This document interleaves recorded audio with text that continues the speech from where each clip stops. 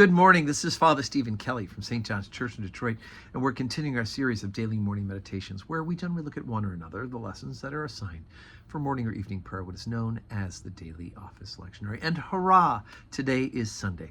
We gather together here at St. John's Church to glorify God, to be edified in the faith fellowship of the faithful, to be instructed in His Word, and most importantly, to receive Jesus Christ in the sacrament of the altar, His body and blood.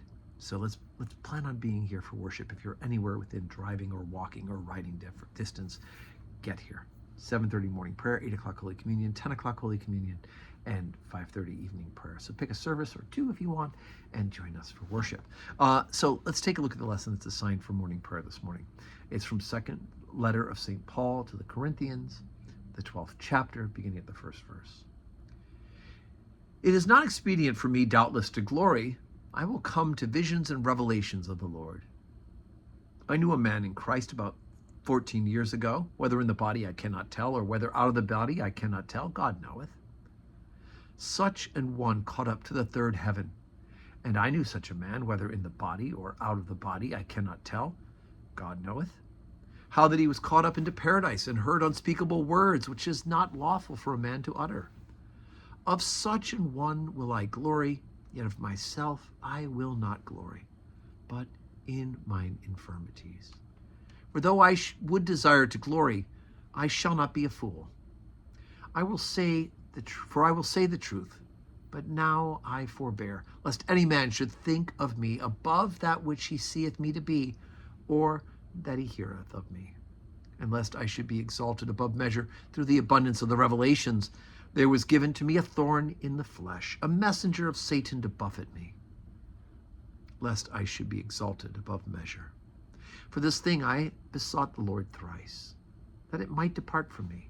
And he said unto me, My grace is sufficient for thee, for my strength is made perfect in weakness.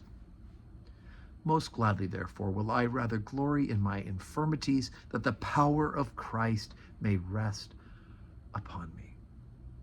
Therefore, I take pleasure in infirmities and reproaches and necessities and persecutions, in distresses for Christ's sake. For when I am weak, then am I strong. I am become a fool in glorying, yet ye have compelled me. For I ought to have been commended of you, for in nothing am I behind the very chiefest apostles, though I be nothing. Truly, the signs of an apostle were wrought among you in all patience, in signs and wonders and mighty deeds. Okay, so here's Paul talking about the reality that he glories in his infirmities. What do we mean by that? Well, he has certainly all the reason to boast of what God's doing through him, right? Amazing conversions. The word is going out to the Gentiles. Churches are being formed. People are coming to Christ.